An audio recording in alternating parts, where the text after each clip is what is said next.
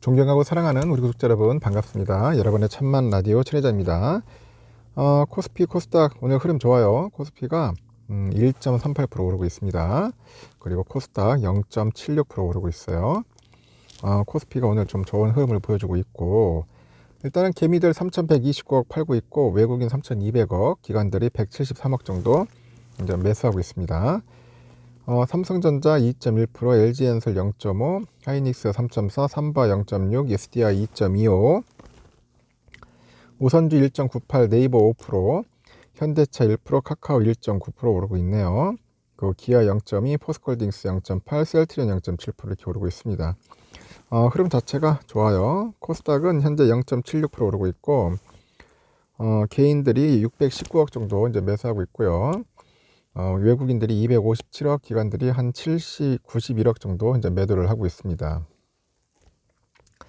에코프로비엠 0.4%, LNF 0.9% 정도 빠지고 있고, 셀트리온 헬스케어가 0.6, 에코프로 3.1, 카카오게임즈 0.5, 파라비스 3.5, 오스템 0.05, 리노공업 0.3, GIP 0.1% 오르고 있네요. 현재 그렇게 올라가고 있고요.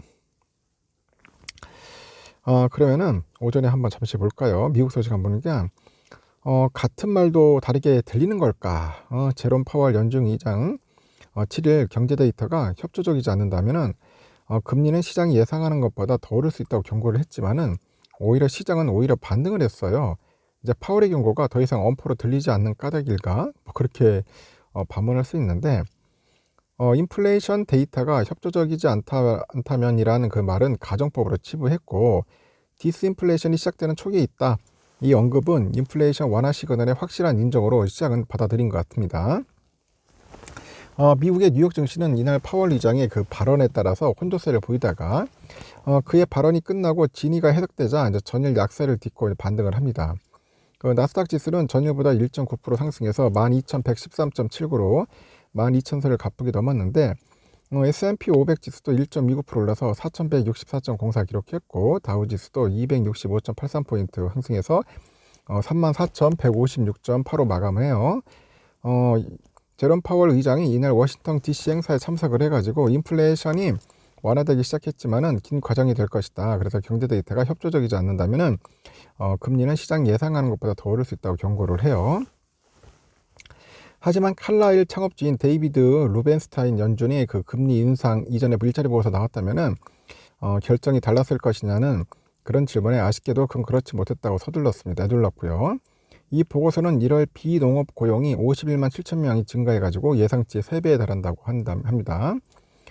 파월은 연준은 데이터에 반응할 수밖에 없다면서 예컨대 강한 노동시장 보고서나 인플레이션 보고를 받는다면 어쩔 수 없이 그 예상보다 더 금리를 인상해야 할 것이라고 경고를 해요. 경고는 거기까지였다고 하는데, 파월은 인플레이션 완화에 대해서는 본인의 공적을 강조하는 듯 인플레이션이 낮아지는 과정인 디스인플레이션이 초기 단계에서 시작됐고, 그건 경제의 약 4분의 1을 차지하는 상품 부분에 집중했다고 합니다. 주택과 서비스의 시장 물가는 쉽사리 내려오지는 않고 있지만은 일단 연준의 금리 인상 효과가 나타나고 있다는 점을 강조한 건데, 파월은 그런 맥락에서 올해는 인플레이션이 크게 감소하는 해가 될 것이라고 합니다. 내 예상으로는 올해와 내년에 각 2%포인트 가깝게 물가가 하락할 것이라고 기대했고, 내년까지는 물가를 목표치인 2%대로 잡을 수 있다는 장담을 한 것과 다름없다. 그러니까 파월이 금리를 더 올릴 수 있다고 발언했을 때 3대 지수는 하락했지만 곧 인플레 완화가 이뤄질 거라는 예상에 증시는 반등을 하는 겁니다. 나스닥이 2% 가깝게 오르면서 성장주들에 대한 낙관은 다시 견고한 모습으로 귀환을 했고, 테슬라의 오랜 투자자인 억만장자 론 베런이 CNBC에 출연해가지고 테슬라 차량에 대한 예상치 못한 수요를 보고 있으며 30년까지 주가가 $1,500로 치솟을 거라고 기대한다. 그래서 베런의 펀드에서 테슬라는 30% 비중을 차지하는 것으로 알려졌고, 대표적인 코로나19 수혜주인 줌 비디오가 최근에 주가가 고전을 면치을 했지만은 이날 회사가 직원의 15%인 1,300명을 감축할 계획을 발표하다 보니까 9.8% 정도 이제 급등해가지고 잘 마쳤어요. 포스트 코로나 시대를 맞아가지고 크루즈 여행사죠. 로얄 캐리비언도 4분기 실적 발표하고 7.12% 급등했고, 하여튼 잘 갔습니다. 이 밖에 전쟁 장기에 따라서 방산주인 록히드 마틴이 올해 성장성을 기대받아가지고 분석가들의 호평을 얻었고요. 크레딧 스위스도 로키드 마틴이 현 주가에서 11% 이상 상승 여지가 있다고 주장을 합니다. 이번 상승장에 대한 섹터별 분석도 이루어졌는데 S&P 500에 편입된 산업 가운데 에너지 산업이 평균적으로 한 1.9% 상승을 해가지고 가장 좋은 성과를 기록했고, 워렌 버핏이 선택이 이번에도 옳았다, 그런 이야기를 하는 것 같습니다. 워렌 버핏이 선택이 옳았다. 하여튼 재밌네요. 정보기술과 정보기술 1%, 통신서비스 0.9%도 상위권을 이뤘고, 하위권에서는 자유소비재, 부동산, 유틸리티가 면피 경쟁을 벌였다고 합니다. 에너지 기업 중 메이저인 브리티시 페트롤리움이죠. BP라고 하죠. 지난주 엑슨모빌처럼 천문학적 수익 행진을 계속했고, 이 BP는 우크라이나 전쟁 이후에 화석 연료비가 치솟으면서 지난해 이익이 277억 달러, 35조 원을 기록해가지고 전년도 128억 달러를 2배 이상 넘겼다고 합니다. 참고하시면 될 것 같습니다. 환율은 1256.50, 5.4원 빠지고 있네요. 그리고 현재 중국은 0.08% 빠지고 있고, 홍콩 H 0.02% 상승, 일본은 0.51% 하락을 하고 있습니다. 우리 삼성전자는 63,100원. 잘 흘러가고 있어요. 지금 아직까지는 1200원, 1300원, 197만 주 외국인들이 사고 있습니다. 제가 어제 마지막 방송 때 그랬죠. 슈팅한다고, 화려한 슈팅. 잘 맞추는 것 같아요. 요즘 보니까 철회장 이거 신기 내린 것 같은데, 올라갑니다.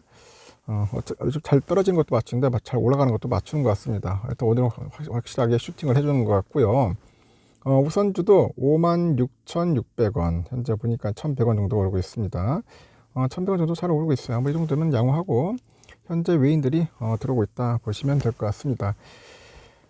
나쁘진 않아요. 이 정도면은 뭐 차분하게 우리가 잘 대응을 하면 될 것 같습니다. 투자라는 게 여러분 생각하는 만큼 잘 됐으면 좋겠는데 안 될 때도 많고 떨어질 때도 많고 그래요. 그래서 여러분 너무 두려워하지 말고 그냥 차분하게 잘 대응하시면 돼. 응? 좀 저렴할 때 사고, 많이 빠지면은 그때가 땡큐 기회예요. 지금 아직까지는 여러분 수익을 남긴다는 생각을 하시면 안 돼. 수익을 남긴 게 아니라 지금은 그냥 부지런히 주식 수를 늘린다는 생각을 갖고 해야지, 아직까지도 뭐 수익을 내 가지고 뭐 떼돈을 벌겠다, 그런 생각은 아닌 것 같습니다. 저는 그렇게 얘기를 합니다. 절대로 욕심 부리지 말자. 아직은 욕심 부릴 때가 아니다. 그냥 저렴하게 그냥 수량을 늘리자. 수량 언제까지 늘리냐? 뭐 지금이라도 늦지 않았다. 하나씩 하나씩 한 주 한 주 모아가는 겁니다. 그렇게 해야지. 뭐 당장 막 수익을 내고 싶으면 사람이 조급해지면은 막 멘탈도 막 이상하게 변질되고, 그 손가락 잘못 눌렀다가 계속 이제 피 보는 거야. 응? 알겠죠? 철회장이 많이 겪어봤잖아요. 저 겪어봤기 때문에 그래요. 단타의 유혹에 빠지지 않았으면 좋겠어요. 요즘 같은 시대에. 하여튼 현명한 투자 꼭 기대하겠습니다. 여기까지.